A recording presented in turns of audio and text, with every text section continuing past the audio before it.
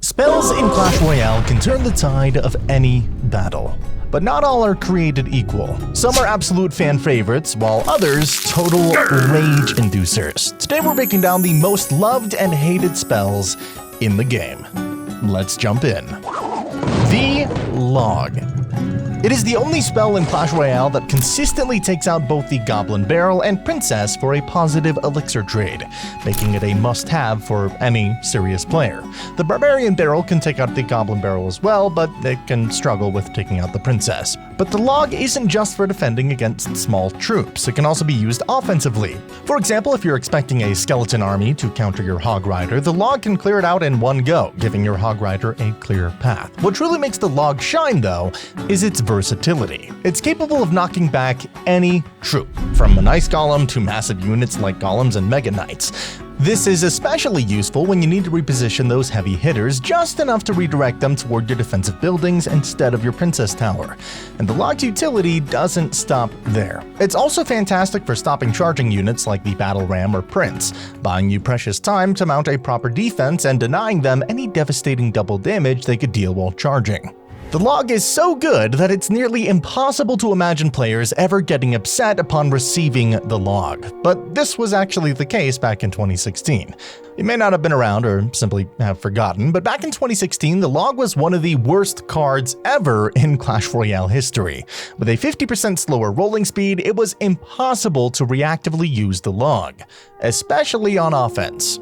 It took what felt like forever for the Log to reach the skeleton army or princess on the enemy side of the arena. On top of that, it had a shorter rolling distance, limiting its effectiveness, and its deploy time was significantly slower, making it clunky and frustrating to use. However, the biggest issue that made the original Log so incredibly underwhelming was its inability to knock back bigger troops like the Giant or Golem. This limitation was a game changer, as it meant the Log couldn't reset the charge of powerful units like the Prince or Battle Ram, leaving players with fewer tools to manage these high-pressure situations. It also couldn't be used to redirect troops towards a defensive building, stripping it of the versatility we now associate with the card. Fast forward through the buffs, nerfs, and reworks over the years, and we now have the Log we know and love today. With its refined mechanics and reliable utility, it's earned its place as one of the most beloved spells in Clash Royale.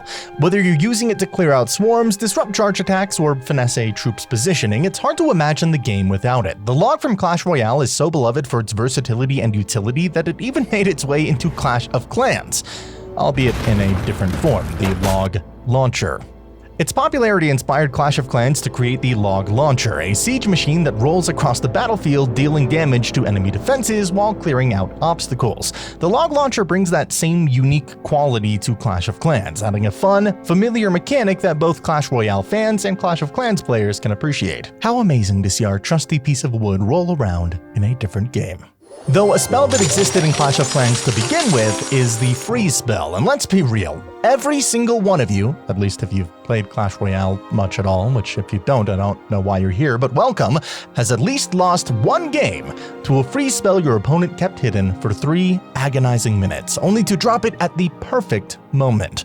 Whether it's paired with a Lumberjack and a Balloon combo or used to save 1 HP Inferno Dragon you thought was under control, seeing your troops and buildings frozen in place while the enemy capitalizes on it is nothing short of maddening. And don't even try to defend it calling it high risk, high reward. Sure, I get it, freezing my defenses gives me a chance to build a bigger push, and yeah, I understand that if they slightly mistime their freeze, it could result in a 4 elixir blunder that practically hands me the game, but guess what? I don't care. None of those occasional wins from a poorly timed freeze feel remotely as satisfying as the pure frustration of losing a game because of one perfectly executed freeze spell. It's like those moments when everything's going your way and then, bam. Your tower's gone and you're left staring at the screen in disbelief. Every victory against a bad freeze pales in comparison to the sting of a single loss because of a good one. Luckily, the freeze spell isn't that overpowered anymore. It used to have a duration nearly quadruple of what it is today and a way bigger radius, similar to the poison radius. Now imagine a freeze spell like that combined with whatever monstrosity of a push you can imagine. And freeze doesn't even feel like that much of a gimmick when you realize that there are entire archetypes built around it. Ever heard of Graveyard Freeze? It's one of the most frustrating strategies in Clash Royale. And for good reason. Here's how it plays out if you don't know. Your opponent builds up a push and drops their graveyard. Their push tanks the graveyard and you defend with everything you've got. You're taking care of everything quite well and there's only some skeletons left to take out. And then out of nowhere, the free spell locks your troops in place. Suddenly, your defenses are useless, your tower's getting chipped down at an alarming rate, and all you can do is watch as your hard-earned lead slips away. What makes Graveyard Freeze so maddening is that it forces you into a no-win scenario. If you don't have the right counters in rotation or can't predict the freeze, you're toast. And even if you do manage to counter the graveyard itself with something like a Valkyrie, a well-timed freeze can still guarantee enough skeleton damage to put your tower within spell range. It's not just about the card combo itself, it is the psychological warfare. You know it's coming, but you're never quite sure how or when they'll play it. And it's that constant second guessing that can throw your entire game plan off. It's a strategy that preys on mistakes, small openings, or even just bad card rotation. And the worst part? A perfectly executed Graveyard Freeze doesn't even feel like you've had a chance. Your defense is frozen, your tower's surrounded, and you're left wondering why you didn't just bring your own freeze spell to fight fire with fire. Although I guess in this scenario it's more like fighting ice with ice. Arrows, one of the most dependable spells in Clash Royale, and for good reason. One of its most standout qualities is how forgiving it is to use. Unlike Zap, Log, or Snowball, where timing and placement can make or break your defense, arrows are incredibly hard to miss. Its wide radius ensures that even if you're slightly off with your aim, you're still hitting the key targets. For newer players, the ease of use is a blessing, but even veterans rely on arrows for consistent and foolproof performance. What really sets arrows apart, though, is its ability to handle threats that other small spells simply can't. Cards like Zap and Log struggle with units like minions, archers, and the unbelievably annoying Firecracker, leaving you scrambling for a secondary counter. But arrows? It effortlessly takes them out without much room for error. And it doesn't stop there. Its true value shines when dealing with some of the most annoying evolved cards in the game, like the Evolved Bomber and Evolved Firecracker. These units can feel nearly unmanageable if left unchecked, but arrows can clear them with ease, neutralizing their threat and stopping them from wrecking your defense. Sure, it might not be a positive elixir trade on something like a Goblin Barrel or Princess, but I don't think you can complain when it still takes them out. And hey, it's easier to hit a tricky barrel with arrows than it is with the Log. Arrows can be used for really anything. It can take out damaged fireballies like the Wizard and Musketeer, it can deal that extra bit of damage to the enemy cannon, sparing your Hog Rider some extra time, and can even be used for spell cycle and overtime. This unmatched versatility makes arrows a go-to choice for players who want one reliable spell to cover multiple scenarios. It's not just about handling swarms or picking off squishy backline troops, it's about peace of mind, knowing that no matter what your opponent throws at you, arrows have your back. Arrows remain a card that players can always count on. And something I hope I can rely on is you subscribing to the channel and liking the video if you enjoy my content! Oh my god! Who would have thought? It's a small act of kindness that helps out a ton, and it's totally free. Plus, you can always change your mind later, so thank you in advance.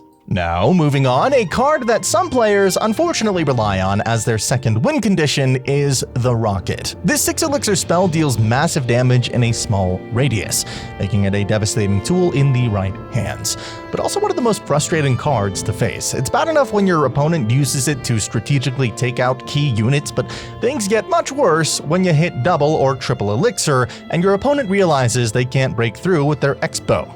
So what do they do instead? They start chucking rockets directly at your tower, and guess what? You can't defend against it.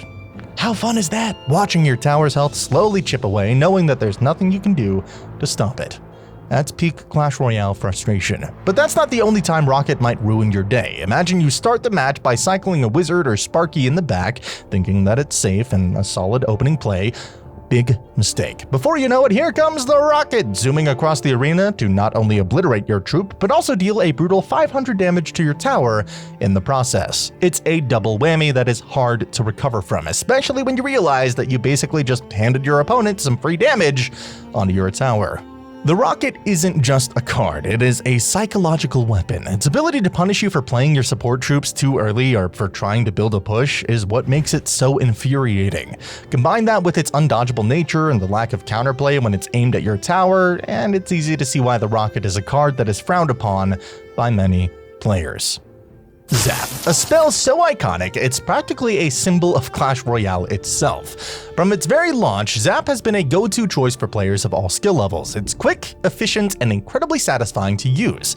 With a mere 2 elixir cost, it offers insane value by instantly clearing small swarms like Skeleton Army or Bats, resetting Inferno Dragon or Sparky's charge, and even dealing a small but meaningful chip damage to Crown Towers. What's crazy is that the Zap didn't have a reset ability on release. All the Zap did was deal some damage to smaller units. What's truly surprising about Zap is that its iconic reset ability wasn't part of the card at launch. When the game first came out, Zap was far simpler. It only dealt damage to smaller units and had no effect on targeting or charge mechanics. But the real beauty of Zap lies in its ability to turn the tide of a match in an instant. Dropping it at the perfect moment to reset a charging prince or to let your Hog Rider sneak in that extra hit is a feeling like no other. It's also one of the most versatile spells in the game, fitting seamlessly into almost any deck archetype, be it Cycle, Control, or Beatdown. While it might not pack the same destructive punch as other spells, Zap's reliability and speed make it an irreplaceable tool in a player's arsenal. Both the Snowball and Log take some time to travel, which makes Zap the perfect option when you need to quickly clear the Skeleton Army from your win condition. It is the perfect blend of simplicity and utility that has cemented Zap as one of the most loved spells in the game. When the Zap Evolution was first introduced, it quickly became clear that it was way too strong for its own good. As we discussed, Zap is designed as a simple, reliable spell to deal with swarms of smaller troops, and reset targeting or charge attacks of powerful units like Sparky or Inferno Tower. It's a quick, straightforward card that is easy to fit into almost any deck. However, the Evolved Zap changed the game entirely. With its 3 waves of damage, it could wipe out units that would normally survive a regular Zap, including things like Magic Archer or other higher health support troops. Not only did it have 3 waves, the second and third wave had a much bigger radius as well. Players soon found out that it was no longer just for resetting troops or dealing with swarms. It had become a tool for taking out dangerous, high-value troops that were previously no match for the Zap. This shift in purpose made the Evolved Zap feel overpowered, as it now had a wider range of utility than originally intended. While the original Zap was a great quick fix for specific situations, the evolved version often led to frustrating moments where it could clear out valuable units with little effort. By straying too far from its original role, the Evolved Zap started to feel less like a balanced situational tool and more like a catch-all spell that could disrupt multiple aspects of gameplay. Players started to use it in situations that didn't match the intended purpose of the card, leading to a feeling that it was a bit too versatile and not as fair as its predecessor. Luckily, as I'm writing this script, the Zap now only has 2 waves of damage, making it a lot less threatening, making it a bad idea to use an Evolved Zap on a Magic Archer or Mother Witch now. With these changes, I kind of feel like both Zap and the Evolved Zap are one of the most loved spells in Clash Royale, except for you Sparky players out there. I'm sorry. You know that sound. The Goblin Barrel is a card that really brings out the frustration in Clash Royale, and for some good reason. It's one of those cards where no matter how well you think you're playing, it can still sneak some damage onto your tower if you're not prepared. One of the main reasons people hate Goblin Barrel is that you almost always need to carry a small spell like Log, Zap, or Arrows in your deck. Otherwise, you're basically giving your opponent free damage. The problem with that is that even if you do have the right spell in your deck, the Goblin Barrel has a way of out-cycling you. Your opponent will cycle their cards in such a way that they'll be able to throw down the barrel just as you're low on elixir or don't have the right counter ready. You'll be stuck with nothing in hand, and by the time you get your small spell back, these goblins are already dealing damage to your tower. It's incredibly frustrating to deal with, especially when you know you have the tools to stop it, but simply just can't get them in time. And that's not all. The Goblin Barrel also forces you to play in a reactive way. Instead of controlling the flow of the game, you're always on your toes, waiting for the next barrel to come down. It's a card that demands constant attention, and any lapse in focus means that you'll be eating damage, even if you're doing everything right with the rest of your deck. It puts pressure on you like no other, making it feel like the Goblin Barrel has control over the match rather than the other way around. None of this used to be a big issue at all. You might know, but the Goblin Barrel used to cost 4 elixir, and even dealt spawn damage that was enough to kill skeletons. I suppose it was somewhat similar to the Goblin Drill we know today. Being 4 elixir made it a lot easier to counter, as it couldn't be played as frequently. The Zap back then also dealt enough damage to fully take out Goblin Barrels, allowing for a positive elixir trade of 2. pretty interesting. But of course, we can't talk about the Goblin Barrel without mentioning the infamous Tricky Barrel. This is when the Goblin Barrel is placed a bit off-center, either towards the corner or behind your Princess Tower, rather than directly on top of it. Now, I'll admit, this one's partly on me. Sometimes I get distracted or misjudge the timing, and I end up missing my log. But that little mistake can let the goblin sneak in and deal some unexpected damage to my tower. And while that's incredibly frustrating already, things get even worse when they've got something tanking for the Goblin Barrel. And when that happens, those little goblins just get to keep stabbing away at my tower. And that exact scenario is how I've ended up losing more than a game or two. And I've only been tricked more since the introduction of the evolved Goblin Barrel, making me second guess every time I place my log or arrows. In essence, the Goblin Barrel is hated not just for the damage it deals, but because it forces you to carry specific cards to counter it. And even then, it can often outcycle you or catch you off guard. It's the perfect example of a card that rewards precision and punishes mistakes. Something that, while fair, can feel incredibly frustrating when you can't always keep up with the fast-paced nature of it. Alright, I may have let some of my frustration out with the Goblin Barrel, and that slipped through earlier, but honestly, I can forgive it for all its annoying traits when I get into a 2v2 match, toss it on the King Tower, mirror it, and then clone everything to watch the absolute chaos that follows. There's just something about that kind of madness that makes it all worth it. Now, let's talk about why the clone and mirror spells are so loved. I'm combining them here because they're often used together in troll decks, and the results are nothing short of hilarious. But before we dive into the madness of mirror, let's focus on the clone spell and what makes it so great. The clone spell is one of the most uniquely loved cards in Clash Royale, and for some good reasons. It embodies chaos, creativity, and jaw-dropping moments. Unlike most spells, it doesn't deal damage or provide utility in the traditional sense. Instead, it doubles your forces, creating an army of cloned troops with a single tap. And while the clones have just 1 HP, that doesn't stop them from overwhelming opponents and pulling off some of the most satisfying plays in the game. What makes the clone spell so beloved is the sheer unpredictability it brings to the arena. You never know when your opponent is going to unleash it, turning a single push into a devastating tidal wave of troops. Watching your Golem or Lava Hound split into a horde of cloned copies that swarm the enemy's tower is nothing short of exhilarating. It's the kind of card that can turn a match around in an instant, taking your opponent from comfortably defending to desperately trying to survive. Now, it's obviously not something that is reliable and will never be seen in top play, but I think that's why it's such a fun and loved card. It isn't good. And because of that, it feels so amazing and satisfying when you pull off a stupid play that absolutely just shouldn't work. The clone spell also has a certain fun factor that few other cards can match. It encourages creative deck building and unexpected strategies, making it a favorite for players who love experimenting. Pair it with cards like Balloon, Skeleton Barrel, or the Goblin Barrel we mentioned earlier, and you've got yourself a recipe for some absolute mayhem.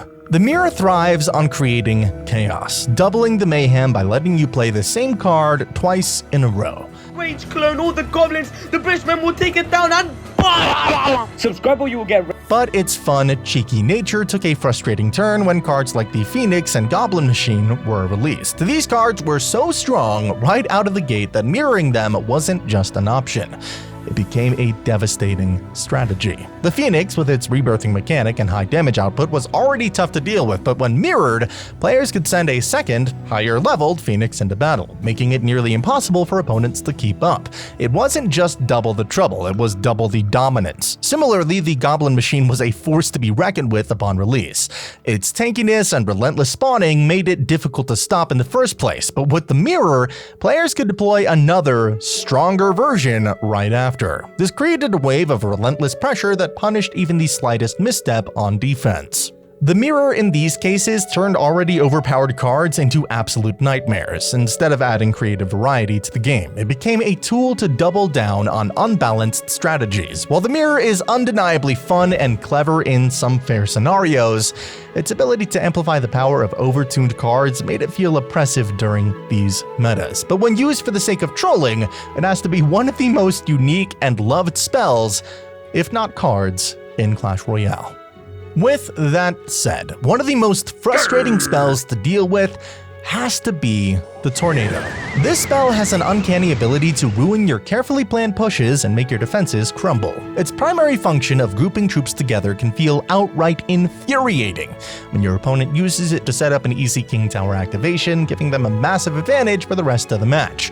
But it doesn't stop there. The Tornado's ability to pull all of your troops into a tight cluster means that they become prime targets for splash damage units like the Executioner or Wizard. One well-timed Tornado can completely erase your push as your troops get caught in a devastating combo of area damage and control. It's not just the direct impact that makes Tornado so annoying, it is the versatility. Whether your opponent is pulling a Hog Rider off course, redirecting a balloon, or setting up the perfect synergy with cards like Baby Dragon or Electro Dragon, the Tornado always seems to find a way to turn the tide of battle in the most frustrating of ways. And let's not forget just how devastating the Tornado can be when paired with cards like the Electro Giant or the evolved Electro Dragon. The synergy between these cards is downright brutal. The Tornado pulls all your troops together into a tight cluster, making them easy targets for the Electro Giant's zap damage or the Electro Dragon's chain lightning. Your troops, no matter how well placed, are quickly overwhelmed and rendered useless in seconds. What makes this combination even more frustrating is the sheer efficiency of it. The Tornado not only clears the path for these electrifying units, but also ensures that your troops are grounded together, maximizing the damage dealt by their abilities. Whether it's your defensive line or your offensive push, the outcome is the same. Everything dies, and there's nothing left for you to do but watch helplessly as your carefully planned strategy gets obliterated. It's not just about the damage, it's the sense of hopelessness that makes this pairing so aggravating. Once the Tornado connects, your troops are stuck in place, unable to escape the relentless barrage of electricity. Few cards in Clash Royale have such a way of making you feel completely outplayed, and when the Tornado pairs with these powerful cards, it becomes a game-ending nightmare. But the Tornado isn't the only spell that can pull in troops. This month we also got the Giant Snowball Evolution. But before we dive into that, let's take a moment to appreciate the regular version of the Giant Snowball. Back on June 20th of 2018, the Clash Royale team introduced the Giant Snowball, or as Crusher affectionately calls it, the white sticky substance. Royale players really are down bad. Alright, the Snowball was designed to give other 2 elixir spells like the Log and Zap some serious competition. Now, while the Snowball hasn't exactly made waves in the meta, despite its giant size, it's still a really fun card. Think of it as a cheaper Fireball with the added bonus of a slowing effect. That combination of slow and knockback can make for some huge positive elixir trades. For example, with perfect timing, you can completely counter a wizard. The same applies to the Goblin Barrel, though it does require a little bit of help from your Princess Tower. And don't forget about Princess. When you hit her with the Snowball, it knocks her towards your side of the arena, allowing your tower to finish her off. And it's not all about defense. The Giant Snowball also has offensive applications. You can push away an Ice Golem that's hitting your P.E.K.K.A. or simply clear out a skeleton army surrounding your Hog Rider. Despite its versatility, for years, the Zap and Log have been the go-to 2 elixir spells for most players. Now, all of that is shifting with the arrival of the evolved Snowball, which is arguably a little less beloved than its regular counterpart. The evolved Snowball is a menace on both offense and defense, pulling troops in left and right, giving your splash damage units incredible value. The key difference between the evolved version and the regular Snowball is that despite being a common card, it has the ability to drag heavy units like the Golem and P.E.K.K.A. backward, just like the Log. Imagine dragging a P.E.K.K.A. all the way across the river, leaving your Musketeer to shred it. Now that is how you use the evolved Snowball. But of course, it's a lot more terrifying when it's happening to you, isn't it? The Royal Delivery is one of the most loved spells in Clash Royale, thanks to its unique ability to provide both offense and defense in a single card. For just 3 elixir, it deals solid damage upon landing, instantly clearing out swarms and weaker troops. But what really makes it shine is the Royal Recruit that spawns after the impact. The Recruit doesn't just add extra value, it can completely shift the momentum of a match. The Royal Recruit is a versatile troop that can distract even the most powerful single-target troops like the mini P.E.K.K.A. While the Princess Tower helps whittle away the mini P.E.K.K.A.'s health, the Recruit absorbs its hits and dishes out some solid damage of its own. This combination makes it an excellent tool for dealing with high-pressure situations, allowing you to neutralize dangerous threats efficiently. And if your reaction time is fast enough, you can take out a Goblin Barrel without taking any damage. And it doesn't stop there. Did you know the Royal Delivery can fully counter a Sparky? The initial damage wipes out support units around the Sparky, while the Recruit takes the blast and keeps going. With a bit of backup from your tower, it can completely shut down the Sparky. But did you know that Royal Delivery used to be significantly stronger? Back in its prime, it had the ability to deal knockback, much like Fireball does today. This small but impactful feature made the card an absolute powerhouse on defense, allowing it to push back high-pressure threats while dealing solid damage. For example, the knockback could effortlessly shove a balloon away from your tower, buying valuable time for your defenses to kick in. But it wasn't just about slowing down aerial threats either. The knockback also made it an excellent counter to charging units. Imagine still being able to reset the charge of a Ram Rider or Battle Ram simply by timing your Royal Delivery perfectly. This ability added a layer of control to the card that made it incredibly versatile in all kinds of situations. However, as with many powerful cards in Clash Royale, his power did not last forever. Not too long after its release, the feature was removed in a balance change. While the Royal Delivery is still a great card, losing the knockback undeniably reduced its overall utility. It's a bittersweet memory for players who loved the card's original design, as it represented a perfect blend of damage, tankiness, and control. Its ability to tank and counterattack all in one makes the Royal Delivery a favorite among players who value efficiency and reliability. It's a card that rewards smart placement and timing. While it's not that popular due to its limited use as it can only be used on defense, it's still a very solid spell to have when you have a card like Arrows in the same deck to deal with things offensively. Regardless though, whether you're dealing with a swarm, a tank, or a high damage threat, the Royal Delivery will at least provide you some value. Now, another card that offers some great value would be the Royal Hogs. These little piggies have shaken up the meta tremendously, and their history is extremely fascinating, so make sure to check it out. Can't wait to see you there.